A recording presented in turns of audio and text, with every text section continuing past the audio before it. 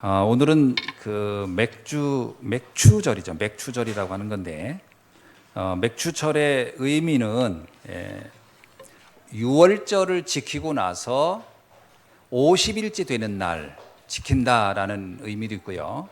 유월절을 지키고 나서 50일쯤 됐을 때 첫 보리를 추수했다라는 의미로도 쓰여집니다. 그래서 77절이라고도 합니다. 77이 49, 49일이 지나고 50일째 되는 절기를 지켰다 해서 77절이라고도 하고요. 50일째 지켰다 해서 오순절이라고도 하고요.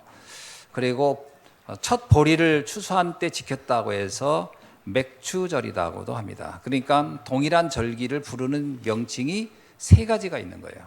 그래서 여러분이 오순절, 맥추절, 그 다음에 77절 이게 들으면 이게 다 같은 절기를 말하는구나 이렇게 아시면 되겠습니다. 자, 그러면 왜 이 절기를 주셨을까요? 성경에 보면 절기 중에 세 가지 절기를 반드시 지키라라고 한 건데 그 중에 하나가 유월절이 있었고 또 하나가 오순절이 있고요. 오늘 우리가 함께 하려는 이 맥추절을 오순절이라고 하죠. 그 다음에 또 하나가 수장절이 있었습니다. 이 세 절기를 하나님은 반드시 지켜라 이렇게 말씀해 주셨거든요. 자, 이 절기가 의미하는 바를 우리가 알아야 됩니다. 세상을 보는 눈을 가지고 우리는 세계관이다 이렇게 얘기하는 겁니다. 세상을 보는 눈. 대표적으로 유대인들의 본 세계관이 있었어요. 그게 뭐냐면 선민 사상이었습니다. 여러 세계관이 있지만 그 중에 하나가 유대인인 우리는 구원받을 대상이고 나머지 이방인들은 구원 대상이 아니야 라는 것이 그들이 가지고 있는 세계관이었어요. 또 하나의 세계관이 있었습니다. 예를 들면 유교의 세계관 중에는 여러 가지가 있는데 남존여비도 일종의 유교의 세계관이에요. 남존여비가 뭔지 아시죠? 남자는 귀하고 여자는 천대했던 그 세계관 때문에 많은 여자분들이 굉장히 무시당했던 겁니다. 이 세계관이 무서운 거예요. 이렇게 하나의 세계관이 만들어지면 사람들은 그것을 그냥 당연하다고 여기는 경향이 있습니다. 그리고 옛날에 우리 어머니도요, 밥을 아버지하고 겸상 못했더라고요. 부엌에서 드시고 우리 할머니 때는 더 하고 그렇게 되는 거거든요. 이게 이제 이 세계관이 만들어지면 이게 무서운 겁니다. 또 하나가 그 세계 우리 사람들 중에 가장 많은 세계관이 하나 있어요. 그게 뭐냐면 인과응보라는 겁니다. 착한 일을 하면 복을 받고 나쁜 일을 하면은 벌을 받는다. 이게 굉장히 광범위하게 있는 세계관이죠. 그래서 이건 어떤 면에서 우리에게 도덕적으로 살도록 하는 그런 굉장히 좋은 세계관이다라고 말할 수도 있습니다. 그런데 문제는 뭐냐면 이 세계관이 신앙의 세계관까지 이것이 치고 들어오면 이건 또 다른 얘기가 되는 거죠. 성경이 말하는 세계관은 다릅니다. 성경이 말하는 세계관은 정확히 말하면 이신칭입니다. 그게 뭐냐? 믿음으로 구원을 얻는다는 거예요. 그러니까 착하게 살아서 되는 것은 세상 사람들이 말하는 것이고 성경이 말하는 구원은 이신칭입니다. 믿음으로 구원을 얻는다. 이게 세계관이에요. 그러니까 이 세계관을 이해를 못하면 그러니까 예를 들면 일반 불신자들이 말하는 세계관을 교회로 가지고 들어와서 교회도 그걸 적용하려고 하는, 예를 들면 유교 세계관을 지금 갖고 적용하면 어떻게 돼요? 오늘날 이 세계관은 많이 바뀌었어요. 세상이 바뀌면서. 옛날엔 여자를 그렇게 남자처럼 대우하지 않았거든요. 근데 지금 그렇게 하면 안 돼요. 요즘은 남자가 도리어 여자한테 쩔쩔매는 세계가 됐어요. 이 세계관은 바뀌었어요. 바뀌었는데 이걸 그대로 적용하는 삶을 가지고 뭐라고요? 21세기에 사는데 17세기처럼 사는 사람들이 있어요. 막 남자들이 여자 막 윽박 지르고 막. 그러면 이 사람은 이제 지구를 떠나야 됩니다. 이 세계관이 안 맞으니까. 이 사람은 이제 잘못하면 이제 경찰이 와서 데려가요. 이 세계관이 안 맞게 살면 안 돼요. 세계관은 그때는 그렇게 해도 상관이 없어요. 그죠? 옛날 세계관은 당연히 그렇게 하는 겁니다. 왜냐면 그건 전 세계가 다 그렇게 살았으니까. 그러니까 그때는 포도청이 와서 안 잡아가요. 그리고 지금은 만약에 그렇게 되면 경찰이 와서 가정폭력이라고 해서 잡아가는 거죠. 이게 세계관은 바뀌는 거예요. 그 시대에 따라서. 그런데 세상 사람들이 말하는 세계관을 교회로 갖고 들어오면 어떻게 될까요? 그건 하나님이 거부해요. 인과응보는 세상 사람들이 쓰는 용어입니다. 세상에 쓰는 세상의 룰을 위해서 만들어 놓은 것이지 이게 구원과 관련된 게 아니거든요. 근데 이걸 구원으로 갖다 적용해 버리면은 여기서 가장 많은 문제가 생기는 거예요. 그래서 사람들이 뭐 착하게 살면 구원받는 줄 아는 거예요. 착하게 산 거하고 구원하고는 관련이 없습니다. 무슨 말인지 좀 이해하십니까? 아니 그러면 우리 보고 함부로 살란 말이냐? 그 말이 아니에요. 성경에는 우리가 세상의 어떤 세계관을 지켜야 하는 것도 얘기하고 있습니다.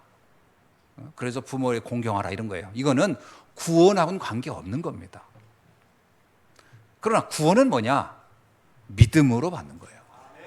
자, 이게 굉장히 중요한 겁니다. 이런 틀을 이해하지 못하는 사람들이 신앙생활을 이상하게 하는 거예요. 이 틀이 이해가 안 돼가지고 왔다 갔다 하는 겁니다. 막 섞어버리는 거예요. 자, 그러는 중에 우리가 반드시 봐야 할 세계관이 있어요. 이거는 여러분이 꼭 잊지 말아야 돼요. 기억해야 돼요. 뭐냐? 세상은 세상의 나라가 있어요. 그리고 또 하나가 뭐냐면 사단의 나라가 있고 또 하나는 하나님의 나라가 있습니다. 그래서 인과응보가 안 맞는 거예요.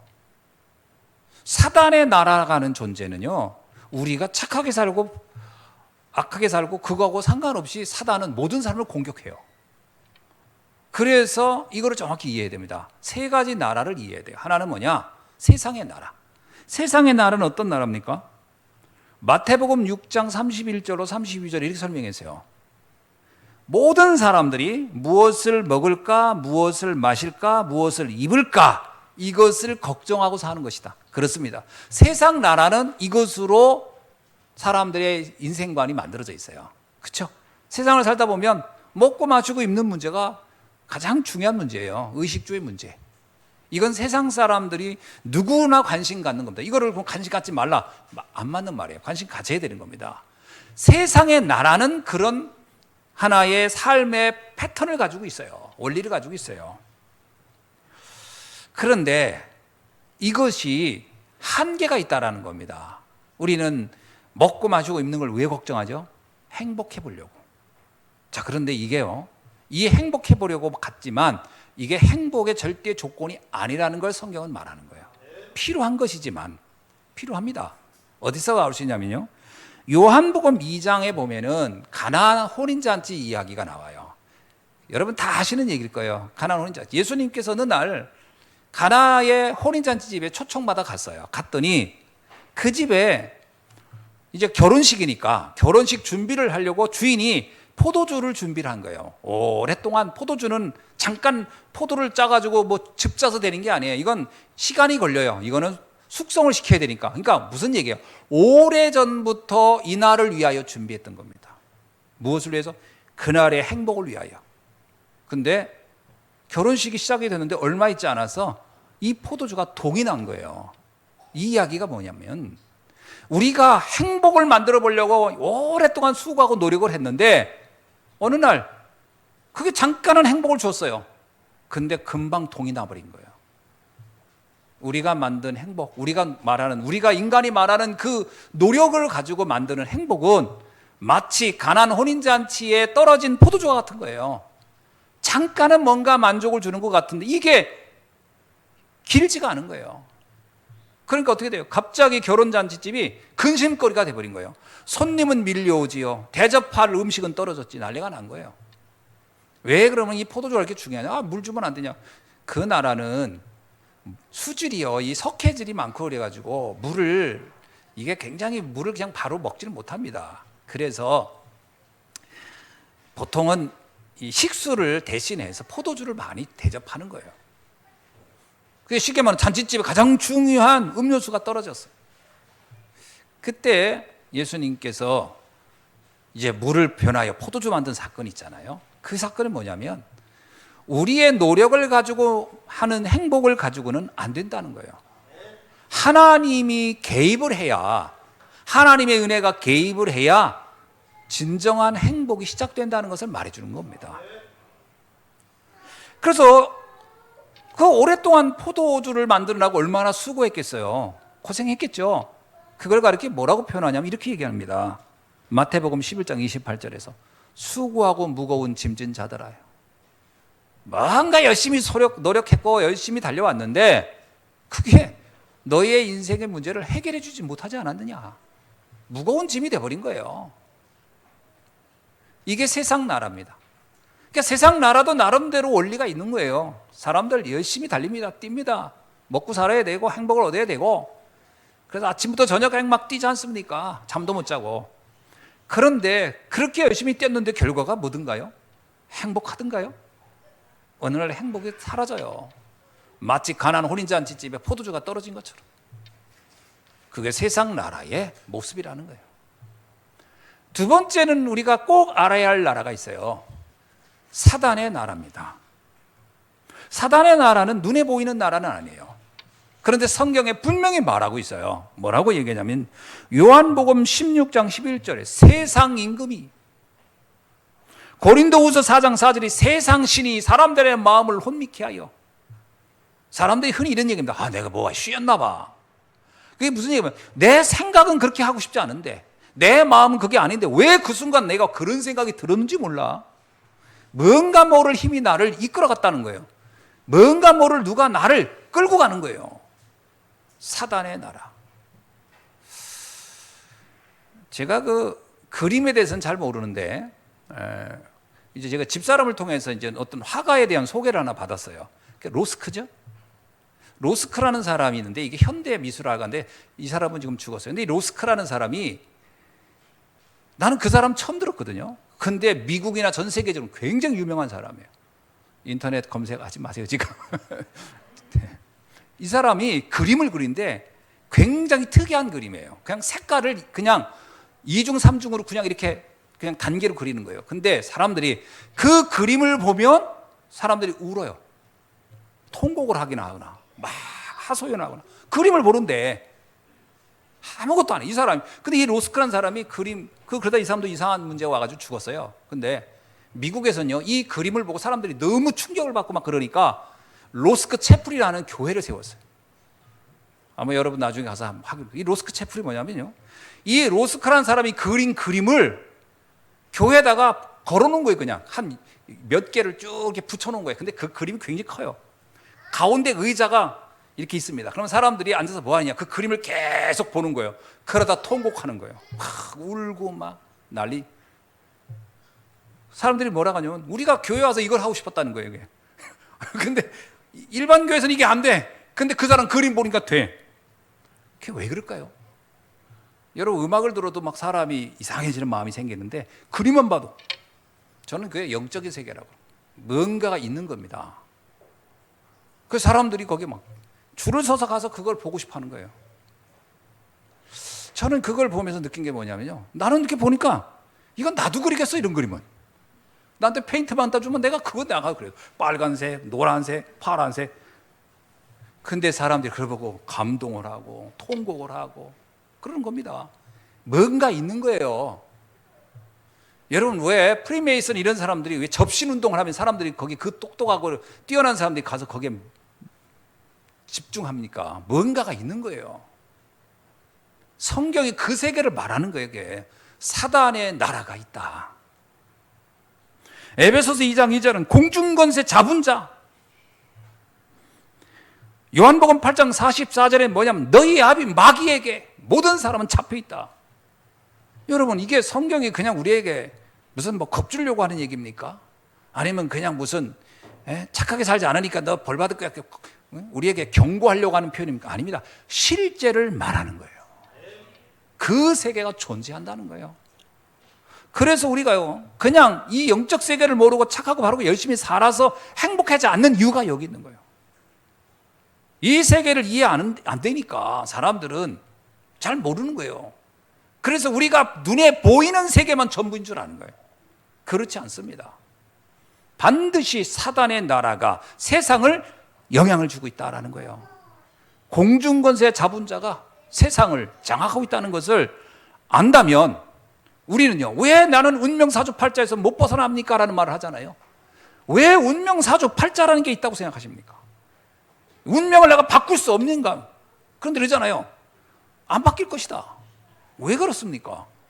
보이지 않는 세력이 나를 붙잡고 있다는 거예요. 그것은 성경에서만 말하고 있어요. 요한복음 10장 10절에 뭐라고 했냐면 도둑이 오는 것은 도둑질하고 죽이고 멸망시키는 것뿐이다. 그렇습니다. 이 사단의 나라, 이 사단의 영향이라고 하는 것은 우리를 죽이고 멸망시키는 것 외에는 하는 게 없어요. 이것이 세상 나라를 지배하고 있다. 우리는 세상 나라가 그냥 움직이는 것 같지만 그 배후에는 강한 세력이 이 세상의 나라를 움직이고 있다는 것을 성경은 분명히 말하고 있는 겁니다. 그래서 성경은 우리에게 그 세계를 바꿀 수 있는 힘이 있어야 된다는 거예요. 그 비밀을 알아야 된다는 거예요. 그래서 우리에게 말한 것이 하나님의 나라에 대한 이야기를 하는 겁니다. 왜 하나님 나라란 말이 그렇게 중요하냐? 많은 사람들이 하나님 나라 하면 죽은 다음에 가는 천국만 얘기하는 줄 아닙니다. 성경에서 분명히 말하고 있어요. 하나님의 나라는 여기 있다 저기 있다 하지 마라. 너희 가운데 있느니라. 이미 여러분 누가복음 17장 20절로 21절에 보세요. 하나님의 나라가 여기 있다 저기 있다 하지 말고 어디 있느냐? 막 천국에 가면 있겠지. 그런 식의 막연하게 얘기하는 게 아니라 너희 가운데 있느니라. 무슨 얘기죠? 이게 이 세계를 이걸 이해하지 못하면 우리는 이 땅에서 사단의 나라의 지배 속에서 뭔가 수고하고 몸부림치지만 진정한 행복을 누리지 못하다 가는 거예요. 그래서 마태복음 12장 28절 이렇게 얘기합니다. 성령을 힘입어 귀신을 쫓아내는 것이면 하나님의 나라가 너희 안에 임하였느니라. 하나님의 나라가 분명히 존재한다는 거예요. 그래서 예수님의 메시지 중에요, 마태복음, 마가복음, 누가복음 읽어보면 예수님의 메시지 중에 가장 많이 차지하는 주제가 하나님 나라에 관한 겁니다. 하나님 나라에 대한 주제가 계속 나와요. 누룩 비유, 겨자씨 비유, 숨겨진 보화 비유, 계속 하나님 나라에 대한 이야기를 하는 거예요. 하나님 나라는요, 너희 가운데 아주 작게 시작할 수 있지만 분명히 세상의 나라와 흑암의 나라, 사단의 나라의 그 세계관을 바꿔낼 것이다 라는 걸 얘기하고 있는 겁니다. 세상의 나라라고 하는 것을 그것만 보는 사람들은 그래서 하나님의 말씀이 깨달아지지가 않는 거예요. 불신자가 왜 성경 말씀 들으면 무관심해지냐? 가끔 이 복음을 설명하면요, 듣는 사람들이 자세를 보면 알아요. 이렇게 영적인 얘기를 하면요, 관심이 하나도 없는 사람이 있어요. 저게 나하고 뭔 상관이 있어? 그러거든요. 그러면 참 이게 뭐라고 설명을 할 수 없는데 너무 안타까워요. 왜냐? 그러면 그 세계만 안다면 그렇게 열심히 살아서 행복해지면 되거든요. 근데 문제는 제가 만난 사람 중에 선생님, 지금까지 살아오는데 나는 늘 행복하고 앞으로도 행복할 겁니다. 자신 있습니까? 자신이 항상 거의 없어요. 왜냐? 자기가 알아요. 몸부림치고 열심히 살아도 이게 내가 원하는 그것을 얻을 수 없다는 걸 본인이 더 잘 알고 있어요. 더 잘 알고 있는데 대안이 없는 거예요. 대안이 없으니까 뭐냐면 더 열심히 하면 되지 않겠냐. 그래서 계속하는 방법이 뭐냐면 좀 더 열심히 그거 외에는 답이 없어요. 그리고 하는 얘기가 내가 열심히 못 살아서 이렇게 된 줄 알아요. 내가 열심히 못해서 그래서 내가 이렇게 행복이 없나 보다. 그래서 뭐라고 하냐면요, 더 열심히 살고 싶다는 거예요. 얼마나 열심히 살면 될까요? 손톱이 다 빠지고 손바닥이 발바닥처럼 뛰면 행복이 올까요? 그게 착각입니다.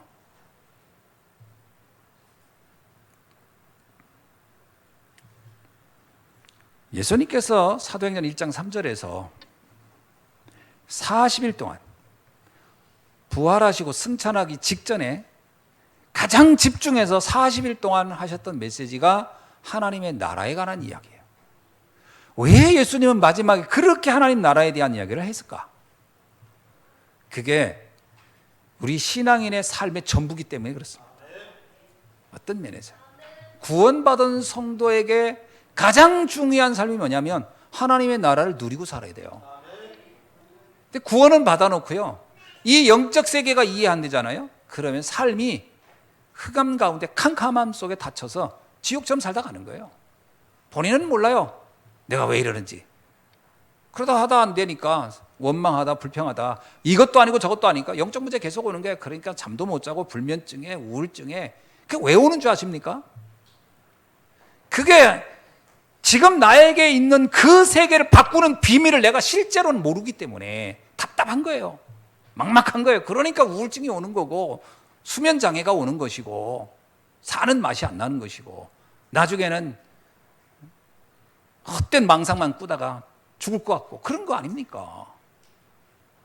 전 이번에 그 어린 아이를 붙잡고 동반 자살한 부모, 야, 30 몇 밖에 안 됐더라고요. 그 빚이 내가 보니까 1억 5천? 뉴스에 보니까. 야, 그 두 부부가 열심히 살면 그 1억 5천을 못 갚겠습니까? 근데 이들에게는 이미 사로잡힌 거예요. 열심히 살아봤는데 안 된다는 거예요. 그 어린 아이까지, 그 아이의 미래가 창창한데 그 아이를 붙잡고 그리고 인생을 끝내는 거예요. 이게 얼마나 비참한 일입니까? 그 사람이 열심히 안 살았겠어요? 열심히 살았겠죠? 안 되는 거예요. 세상의 나라와 사단의 나라, 이걸 이해 못하고요. 특히 더 이해 못한 건 하나님의 나라를 이해 못한 거예요. 누룩식처럼 시작돼서 그 서말이나 되는 그 밀가루를 다 부풀게 할 수 있는, 다 바꿀 수 있는, 인생을 다 바꿀 수 있는, 그야말로 떨어진 포도주 그 잔치의 그 걱정과 염려를 완전히 바꿔낼 수 있는 재창조의 역사가 뭔지를 모르기 때문에 절망하는 거예요. 오늘날 인생에 포도주 떨어진 사람들이 얼마나 많습니까? 인생에 좀 축제가 될까 했더니 금방 뭐 행복이 올 줄 알고 있는데 갑자기 고난이 오고 염려가 오고 모든 것이 다 무너진 사람들이 얼마나 많습니까? 아마 그 사람들의 인생 중에 예수 그리스도라는 이 비밀, 하나님의 나라라는 비밀을 알지 못한다면 아마 거기서 절망하고 걱정하다 끝날 겁니다. 이 세계를 알아야 되는 거거든요.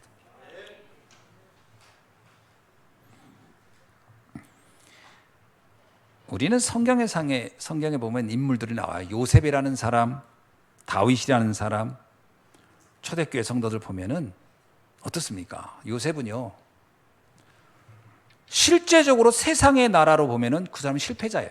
왜냐? 형들에게 미움을 당해서 노예로 팔렸어요.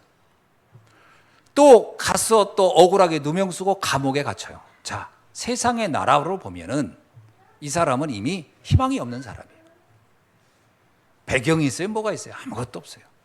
그런데 세상이 모르는 세계를 하나 알고 있었어요. 그게 뭐냐면 하나님의 나라의 비밀을 이 사람은 알고 있었어요. 이게 중요한 겁니다.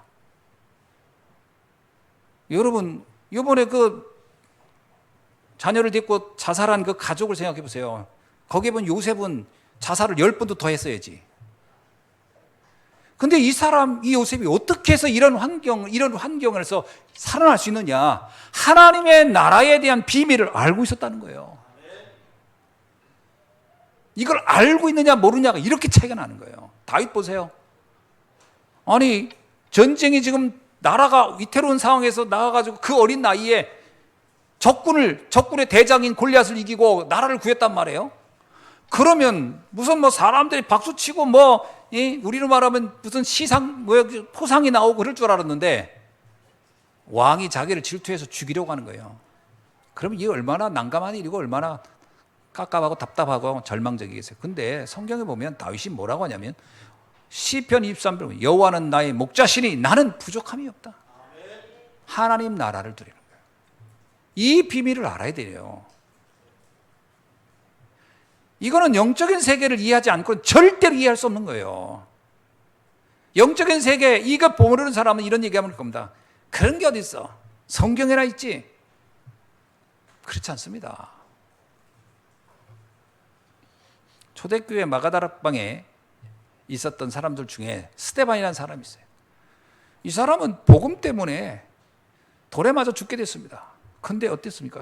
죽는 순간까지도요, 천사의 얼굴을 하면서 행복했다는 거예요. 뭘 누리죠? 하나님 나라를 누린 거예요. 누구는 다 세상을 떠납니다. 그때 당시에 스데반을 비난한 사람이나 스데반이나 죽기는 매한가지예요. 지금까지 살아있나요? 어떤 인생을 살다 가느냐가 중요한 거예요. 어떤 인생을. 하루를 살아 하나님 나라를 누리느냐, 백날을 살아 지옥처럼 살다 가느냐. 장수가 축복이 아닙니다. 오래 살면서 지옥같이 살아보세요. 그거같이 고통스러운 게 없는 거예요. 하나님 나라를 이해해야 돼요. 예수님이 뭐라고 하냐면요, 정말로 하나님의 나라를 알면 요한복음 7장 38절입니다. 그 배에서 생수의 강이 흘러나리라. 여러분, 이건 세상 사람이 모르는 거예요. 사람의 눈에는 안 보이는 내 안에 표현할 수 없는 감사가 넘쳐난다. 기쁨이 넘쳐난다. 여러분, 대굴 같은 집에 살아도 그 안에서 지옥처럼 사는 사람이 있고, 처가집에 살아도 그가 천국을 누리는 사람이 있다니까요. 왕궁에 있었지만 바로왕은 지옥처럼 있었고, 감옥에 있었지만 요셉은 천국을 누렸어요. 누가 더 행복한 사람입니까? 왕궁에 있으면서 지옥처럼 사는 바로왕이 행복한 사람입니까? 감옥에 있어도 거기서 천국을 누리는 요셉이 더 행복한 사람입니까? 하나님의 나라를 이해해야 됩니다. 요한복음 14장 27절에 보니까 나의 평안을 너에게 주노라. 내가 너에게 주는 것은 세상이 주는 것과 같지 아니하니라. 세상이 알 수 없는 평안함, 그 평안함이 너에게 있을 것이다. 그 요셉이 이런 평안함을 보고서요, 보디발이 그랬습니다. 이야, 여호와의 신에 여호와가 너와 함께하는구나. 하나님이 너와 함께하는구나. 보디발이 그렇게 고백할 뿐만 아니라 바로 왕이 됐어요. 여호와의 신에 이렇게 감동된 자를 내가 일찍이 본 적이 없다. 하나님의 나라를 누리는 그 비밀. 세절기는 언제 줬냐? 세절기는 원래 광야에서 먼저 언약으로 준 겁니다. 그죠? 광야에서. 유월절, 오순절, 수장절은 광야에서 줬어요. 모세를 통해서. 이 절기를 준 게 있어요. 이유는 뭐예요? 세상의 나라와 사단의 나라 속에 있는 성도들이 하나님의 나라를 누리는 비밀로 준 것이 세절기입니다. 이 세절기의 비밀을 알아야 우리의 인생을 바꾼다는 거예요. 세절기를 그냥 여러분, 예배가요, 잘 이해해보세요. 예배가 힘든데 그냥 와서 또 힘든 일을 하라고 하는 것이 예배가 아니에요. 우리의 인생을 바꾸는, 전환시키는 그 축복의 자리로 예배를 허락한 거예요. 이스라엘 백성에게 왜 유월을 주었습니까? 왜 오순절 수장절을 지키라고 했죠? 그들의 인생이 지옥 같은 그 광야에서 천국을 누릴 수 있는 비밀이 그 안에 있기 때문에 그런 거예요. 이걸 이해 못하면요, 신앙생활을 하나만 해요. 어떤 사람은 신앙생활하면서 계속 이래요. 신앙생활하기 너무 힘들어요. 진짜 이건 정말 세상에 제일 불쌍한 사람이에요. 뭐와 같으냐? 밥 먹으면서 나 계속 배고파요 하는 사람하고 똑같아요. 먹는데 배고프다는 거지. 뭔가를 지금 놓치고 있는 거예요. 먹어도 배고픈 사람 뭐예요? 거식증 환자예요. 뭔가 이게 내 안에 좀 포식증? 먹어도 배고픈, 계속 먹는 사람이 있죠. 배고프다고 허하다 가지고. 뭔가 문제가 있는 거 아닙니까? 예배를 드리는데 이게 내 인생에 행복을 주지 못한다? 뭔가 문제가 있는 거 아니에요. 우리에게 세절기를 준 거는요, 우리의 인생을 축복으로 바꾸는, 하나님의 나라를 누리게 하는 비밀을 위해서 주신 겁니다. 세절기의 배경을 우리가 한번 살펴봅시다. 세절기를 왜 세절기가 우리에게 필요하냐면, 이스라엘은 7번의 큰 재앙을 만났어요. 노예, 포로, 속고, 그리고 방랑. 진짜 이스라엘의 역사를 보면 고난을 엄청 많이 받은 민족이에요. 그들에게 있어서 이 절기는 그 고난에서 빠져나오는 비밀을 설명하기 위한 거였어요. 애굽에 10가지 재앙이 오지 않았습니까? 10가지 재앙은 어떤 의미가 있냐면요,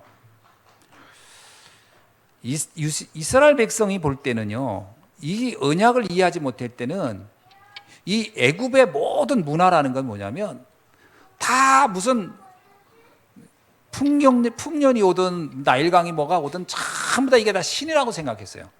그러다 보니까 아무리 신한테 빌어도 때로는 이게 뭐 흉작이 되고 그래. 그럼 뭐라고 생각하냐면 신이 노했고 우리는 정성이 부족했다. 여러분 뭐 우상 숭배하는 사람들이 특징이 있어요. 뭐 하다가 문제가 오면은 꼭 하는 말이 정성이 부족해서 그렇다는 거예요. 정성이 부족해서. 그러니까 정성이 부족하는 게 뭐예요? 정성을 드려야 돼. 정성을 드리는 것 중에 하나가 뭐냐면 인신제사를 드린 거예요. 어린아이를 막 제물로 바치고. 이거 정성 중에 최고 정성은 인간을 산채로 바치거나 이런 것들을 정성이라고 생각했으니까요. 이런 말도 안 되는 짓을 한 거예요. 저주와 재앙이지요. 이것을 단번에 끄는 것이 10가지 재앙 아닙니까? 그러면서 준 것이에요. 유월절.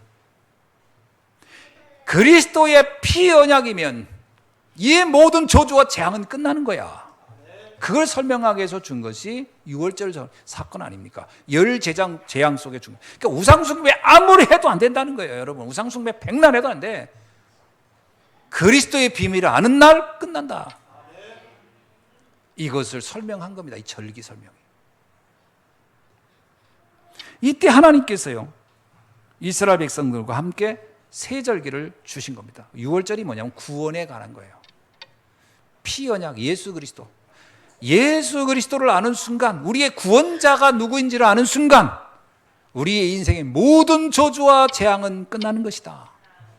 여러분 이걸 진짜 이거를 희미하게라도 믿기만 하면 운명이 바뀝니다. 의외로요. 뭐가 노력하세요 하면 그건 쉬워요. 열심히 뭐 하세요 그러면 그건 쉬운데 믿으세요 하면 이게 어렵다고 하거든요. 왜냐?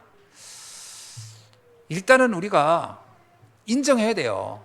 내 노력과 수고가 나의 인생을 행복하게 할 수 없다라는 걸 인정을 하는 날로부터 시작되는 거예요. 어떤 면에서 복음은 어떤 사람에게 임하는가? 나의 한계를 인정하는 사람에게 복음이 임한다. 자기 생각 끊임없이 하는 사람이 있어요. 좀 더 노력, 좀 더 열심히. 그러면 세상 사람이 보기에는 되게 훌륭해요. 이 사람이 의지도 있고. 이 사람 대단한 사람이네. 그런데 영적으로는 완전히 백지 상태인 거예요. 그래서 열심히 한 사람들이 나중에 가서 무너질 때는요, 더 심각하게 무너지는 게 문제예요. 그래서 게으른 사람이 차라리 나아요. 대충 산 사람이. 대충 산 사람이 알아요. 내가 대충 했으니까 뭐 내가 노력한 게 노력을 자랑할 게 없거든.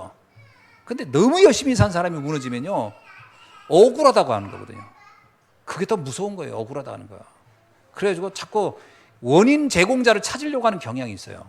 나는 최선을 다했는데 세상이 문제야. 난 최선을 다했는데 우리 가정이 문제야. 원인 제공자를 자꾸 찾으려는 게 더 무서운 거예요. 그게.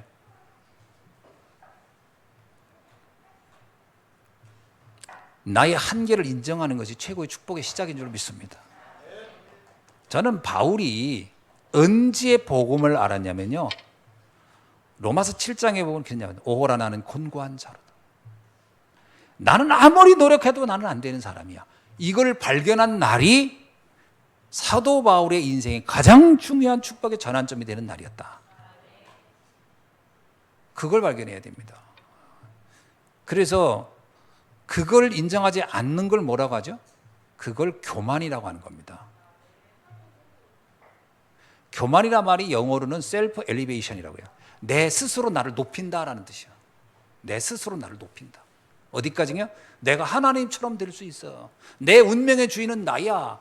그게 교만이에요. 여러분, 다른들 앞에 나 좀 잘난 거 자랑하는 게 교만이 아니에요. 영적 교만은 그게 교만이 아닙니다. 하나님처럼 내 인생의 주인은 내가 될 수 있어라는 것이 성경이 말하는 최고의 교만이에요. 뭐가 제일 큰 겸손인 줄 아세요? 나는 하나님의 은혜가 필요합니다. 저는 주의 은혜 없이는 안 됩니다라는 사람이 가장 겸손한 사람이에요. 그 사람에게 복음이 깨달아지기 시작하는 거예요.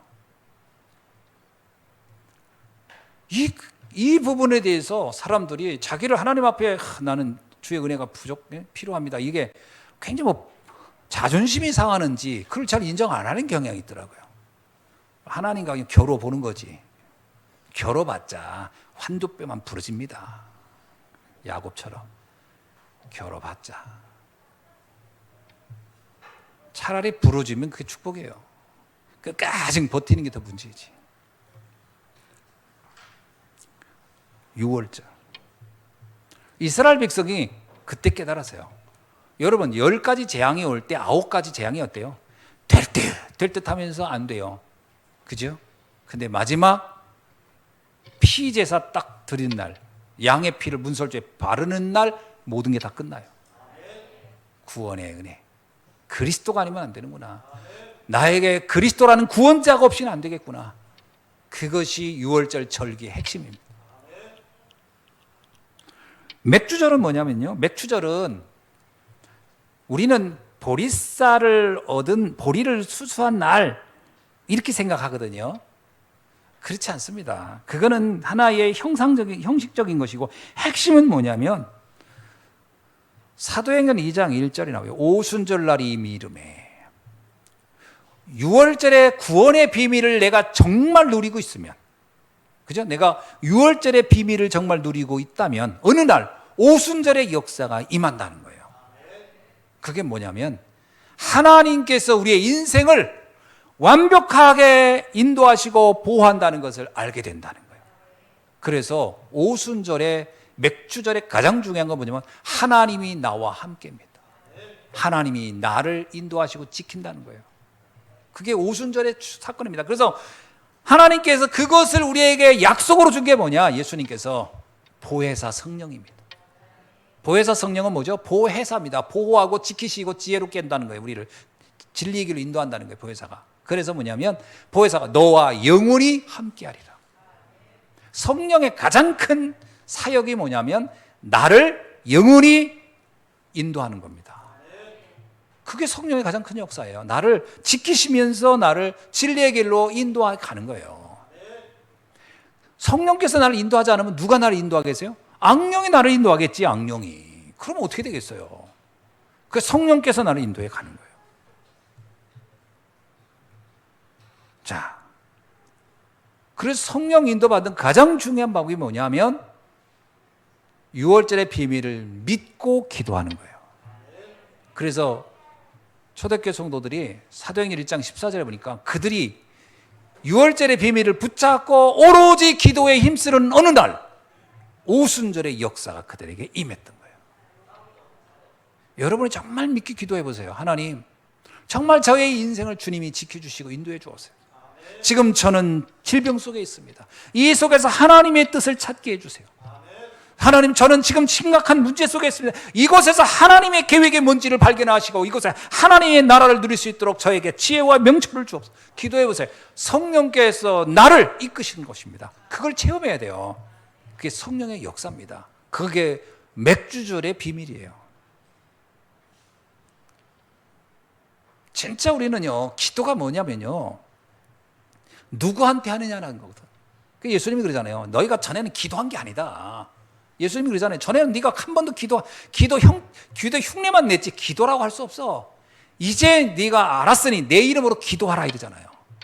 그러면 내 안에 기쁨이 충만하리라. 그리스도의 언약 붙잡고 기도하는 거예요. 그래서 예수님이 뭐냐면 내 이름으로 기도하라. 그랬더니 또 기도는 아무런 믿음도 없이 하면서 끝에다가 예수님의 이름으로 기도합니다. 이거만 붙여요. 그게 뒤에다 예수님의 이름으로 기도합니다라는 걸 붙였기 때문에 그 기도가 완성되는 게 아니고 구원의 비밀을 붙잡고 기도하라는 거예요. 하나님이 나를 구원하셨구나. 그리고 지금 주님이 나를 위하여 성령님을 보내주셨구나. 그분이 지금 나와 함께 하는구나. 이걸 믿고 기도하라는 거예요. 그렇다면 나의 인생이 어떻게 되겠어요? 그래서 말하는 게 구하고 찾고 두드리라고요. 그러면 성령께서 나의 인생의 문을, 막힌 문을 열어주시고 찾지 못한 축복을 찾게 하시고 행복을 찾도록 인도해 주신다는 거예요. 성령 충만의 가장 중요한 방법은 기도의 비밀을 누리는 겁니다. 수장절은 뭐예요? 수장절은 곡식을 저장했다라는 거예요. 원래 이스라엘 백성이 광야 가는 동안에는 저장할 수가 없었어요. 그렇죠? 왜냐? 만나 하루 먹고 말아. 하루 그냥 그 다음날 또 먹어야 돼. 매일 일용할 양식으로밖에 살 수 없어. 미래가 언제나 불안전해져. 그러던 어느 날 주님께서 곡식을 거둘 수 있는 은혜를 주신 거예요. 그러니까 미래가 보장된 거예요. 수장절의 의미는 미래가 보장됐다는 얘기입니다. 우리의 미래, 어떤 미래입니까? 영원한 미래. 미래 불안할 거 없습니다. 수장절의 언약 잡으면 돼요. 우리의 미래는 주님이 지키시고 보호하는 겁니다. 어디까지요? 천국까지. 나의 소속은 어디냐? 천국 시민권. 자, 그래서 오늘은 이 오순절에 관한 얘기를 조금 더 한다면, 오순절은 우리가 세 가지를 분명히 이해하면 됩니다. 하나는 뭐냐? 성령이 내 안에 들어오는 거예요. 오순절의 시작은 성령이 내 안에 들어와야 돼요. 성령이 내 바깥에서 친구처럼 걷는다는 게 아니라 내 안에. 언제입니까? 믿을 때요. 사도행전 19장 2절, 너희가 믿을 때 성령을 받았느냐? 고린도전서 3장 16절, 성령이 너희 안에 계신 것을 너는 알지 못하느냐? 요한일서 5장에도 믿을 때 성령께서 생명이 너에게 있음을 알게 하려 함이니라. 우리가 믿을 때 주의 영이 들어오는 겁니다. 여러분이 정말 예수가 그리스도를 믿어지십니까? 그 사람은 성령의 내주가 된 사람이에요. 두 번째는 성령의 인도입니다. 성령은 요한복음 14장 26절 27절에 보니까 분명히 뭐라고 하냐면 진리의 영이다. 그리고 진리의 길로 우리를 인도하신다. 여러분이 말씀 안에 있고 진리의 영, 진리로 인도할 때 가장 중요한 건 뭐예요? 그리스도께로 인도하는 거예요. 예수님이 그러잖아요. 내가 길이요 진리요 생명이라. 진리 중에 진리는 복음입니다. 성령이 우리에게 복음으로 인도하는 거예요. 모든 것을 복음의 눈으로 보도록. 여러분, 성령 인도 받는 사람이 가장 중요한 게 뭐냐? 모든 걸 복음의 눈으로 보는 거예요. 그럼 복음의 눈으로 본다는 건 뭐예요? 모든 걸 살리는 눈으로 보는 거예요. 원수까지도. 그게 요셉이 그랬어요. 성령 인도를 너무 잘 받아서 요셉이 형들한테 그러잖아요. 나중에 두려워하지 마십시오. 나는 형을 복수하려고 하지 않습니다. 하나님이 앞서 나를 보냈고 당신들을 살리라고 나를 보낸 것입니다. 당신들은 나를 해하려 했으나 하나님은 나를 선으로 인도셨습니다. 성령 인도 받은 사람이에요. 성령 인도 못 받은 사람이 뭐예요? 계속 속에 원망과 분노를 가지고 있으면 그 성령 인도 못 받는 겁니다. 이건 인격을 말하는 게 아니에요. 하나님은 이 사건을 어떤 문제든지 하나님 그것을 나에게 축복으로 바꾸는 비밀을 가지고 있다. 그래서 로마서 8장 28절 그대로예요. 모든 것이 합력하여 선하게 하신 분이 하나님의 목적이에요. 하나님의 성령은 우리를 모든 것을 합력하여 선하게 하시는 목적을 가지고 이끌어가는 줄로 믿습니다. 그래서 의심하지 마세요. 내 짧은 생각을 가지고 막 판단하지 마세요. 우리가 알고 있는 것은 정말 한 부분에 불과하고 코끼리, 장님이 코끼리 만지면서 이게 코끼리다 하더니 배를 만지면서 벽 같은 게 코끼리다. 꽁지를 만지면서 무슨 뱀 같은 게 코끼리다. 이렇게 설명을 한들 그게 맞는 얘기냐고요. 우리가 알고 있는 것 가지고 지금 어떤 문제와 사건을 판단하지 마세요. 하나님이 하실 일을 기대하시고 믿으시길 바랍니다. 모든 것이 합력하여 선하게 하실 하나님의 계획. 성령의 역사입니다. 사도행전 1장 8절에 뭐라고 합니까? 성령이 너에게 임하시면 성령을 내게 충만하게 주실 목적이 뭘까요? 그것은 우리로 하여금 전 세계를 살리는 세계복음화의 사명을 감당토록 하기 위하여. 아멘. 하나님은 처음부터 우리를 부를 때요, 겨우 나은 사람 생명 유지하는 데 목적이 있지 않습니다. 하나님 겨우 살아남는 데 목적을 두고 우리를 부른 게 아니라니까요. 내 자신을 잘 이해해야 돼요. 나는 어떤 사람이냐? 세계복음화 할 전도자예요. 아브라함 부를 때면 너가 복의 근원이며 너로 인하여 만민이 복을 받게 할 것이다. 이게 성령 충만의 목적입니다. 여러분 자신에 대해서 잘 이해하세요. 나는 연약합니다. 그러나 하늘과 땅의 모든 권세를 가진 그분이 나와 함께 한다면 나는 모든 족속에게 가서 모든 민족에게 가서 제자를 삼을 수 있는 사람인 거예요. 이게 하나님이 주신 사명이에요. 그러니까 여러분 자신의 언약 다시 잡으셔야 됩니다. 야, 나는 세계복음할 사람이었구나. 그러니까 내가 이만한 일 가지고 지금 여기서 사냐 죽냐 뭐 힘드냐 없냐 이럴 때가 아니라는 거예요 지금. 그래서 뭐 갈등하고 지금 그럴 때입니까 지금 우리가? 뭐 말 한마디 듣고 삐져가지고 막 상처받았네. 지금 이럴 때입니까 지금 우리가?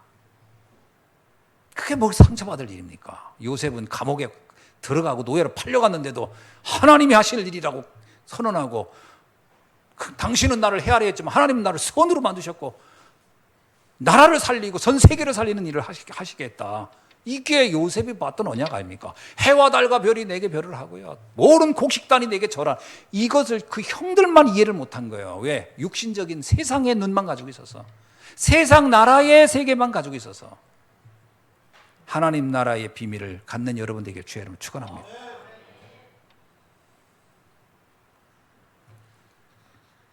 그래서 날마다 누려야 할 오순절의 축복이 뭐냐? 성경에 보면 오순절날 사도행전 2장부터 47절까지 보면은 5가지의 역사가 계속 일어납니다. 복음, 이게 비밀을 알기만 하면 돼요. 여러분, 왜 우리에게 성령 충만을 줬을까? 왜 성령 충만하기를 원할까? 나를 어떻게 하라고요? 세계복음하는 사람으로 만들기 위해서, 세계복음화의 축복 속으로 들어가기 위해서. 그래서 5가지의 능력을 주셔요. 불같은 바람 같은, 아무도 막을 수 없는 거예요. 15나라 사람들이 옵니다. 그리고 하나님의 말씀은 그대로 성취됩니다. 제자들을 찾는 응답을 놓습니다. 3천 제자. 현장의 변화가 일어납니다. 이게 하나님이 우리를 통해 하실 일들이라니까요. 이게 5가지 능력이에요. 5가지 시간표가 옵니다. 오순절 날이 이미 이름에, 그 날이 옵니다. 어떤 날이요? 내가 언약 잡고 있으면 세계를 바꾸는 그날, 아무도 막을 수 없는 능력이 나타나는 그 날이 온다니까요. 믿으시기 바랍니다.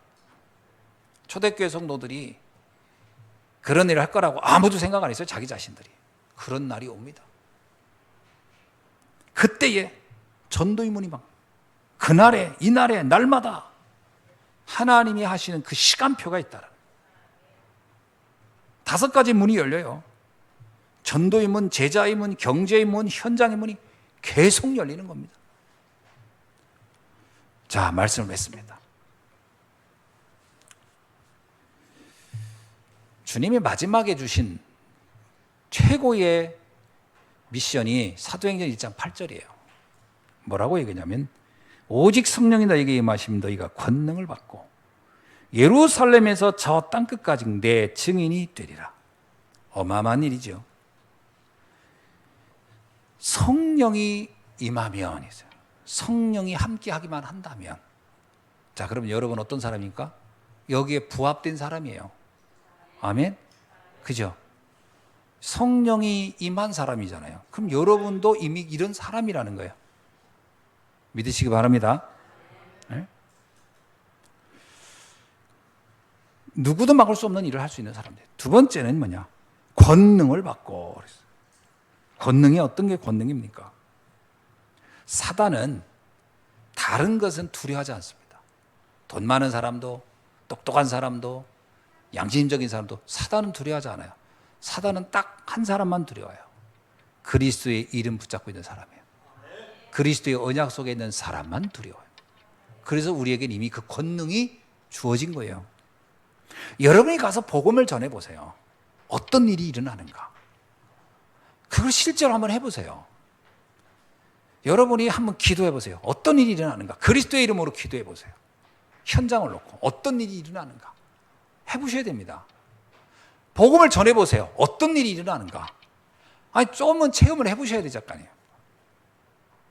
복음 전해보라니까요. 예수님이 제자들이요, 아무리 예수님을 쫓아다니면서 무리를 걸어본 적도 있고 뭐 별짓 다 해도요, 실제로 이게 믿어지지가 않는 거예요. 그래서 어느 날 예수님이 안 되겠다 싶어가지고 2명씩 짝져가지고 보냅니다. 가가지고 한번 복음 전해봐, 내 이름으로. 그랬더니 제자들이 마지못해 가라고 하니까 가요. 가가지고 해봐요. 놀라운 일들이, 귀신 들린 사람들이 막 귀신이 떠나가고 질병이 치유되고, 그러니까 막 충격받아고 막 예수님께 와가지고 얘기합니다. 주님, 놀라운 일들을 우리 겪었습니다. 뭔 일인데? 예수님의 이름을 선포만 했던 귀신들이 떠나고 난리가 아닙니다. 그랬더니 예수, 그 당연한 거 아니냐 이 녀석들아. 그럼 그거보다 더 중요한 게 있다. 너희의 이름이 천국에 기록되어 있느니라. 그게 더 중요한 거야. 무슨 얘기예요? 하나님 보호자의 축복 속에서 살아가고 있는 거야. 너희들은 그 얘기 아닙니까? 하나님의 은혜 속에 살고 있는 거야. 여러분, 우리가 누굽니까? 우리 자신이요, 참. 여러분, 마태복음 28장 그 17절 18절 읽어보세요. 예수님 부활의 주님을 만나고요, 제자들 중에는 의심하는 자가 있어요. 진짜 주님이 부활한 게 맞나? 막 그러면서 진짜 이게 영적인 세계가 이게 진짜 존재할 것 같고 의심하는 제자들이 거기 있었거든요. 그 제자에게 예수님 뭐라고 하냐면요, 야, 의심 그만해 이러지 않아요. 하늘과 땅의 모든 것은 내게 있으니 내가 너와 함께 나가, 가서 복음 전해봐. 복음 전하면 그 의심이 다 사라질 거야. 그 염려 걱정 다 없어질 거야. 가서 해보셔야 돼요. 복음 전해보세요. 어떤 일이 일어나는가. 사람들하고 놀아만 주지 마시고 복음 전해주세요. 그리스도의 복음의 능력이 어떤 역사가 있는지 자기 자신에게도 외치세요. 이 복음의 능력이 나에게 어떤 능력이 있는가. 그때 하나님의 나라가 임하는 겁니다. 흑암이 결박되고 귀신이 쫓겨나고 질병이 치유되는 역사. 그러면 땅끝까지 내 증인이 되리라. 여러분, 하나님 나라의 증인이라고 하는 것은 이미 뭐예요? 내가 증인은 체험한 자, 본 자, 누린 자예요. 가진 자고. 그 내가 먼저 누릴 겁니다. 농부가 씨를 뿌리면 제일 먼저 본인이 먹는 것처럼 여러분이 이 복음을 증거하면서 제일 먼저 받을 응답은 내 자신이 받습니다. 이야, 이 복음이 대단한 거구나. 내가 이렇게 대단한 축복을 받은 사람이구나. 내가 하나님의 형상이 회복됐구나. 내가 가는 곳곳마다 흑암이 무너지는 역사를 할 수 있구나. 여러분, 내 자신이 살아나야 되는 거예요. 그 사람이 증인이잖아요. 누구를 전도한다 이전에 내가 먼저 누리고 있으면 돼요. 그러면 사람들이 봅니다. 야, 진짜 이 사람 뭔가 있구나. 증인이에요, 증인. 그랬더니 어떤 일이 납니까? 예루살렘의 제사장의 무리도 돌아오고 이방인들도 그 복음으로 돌아오고.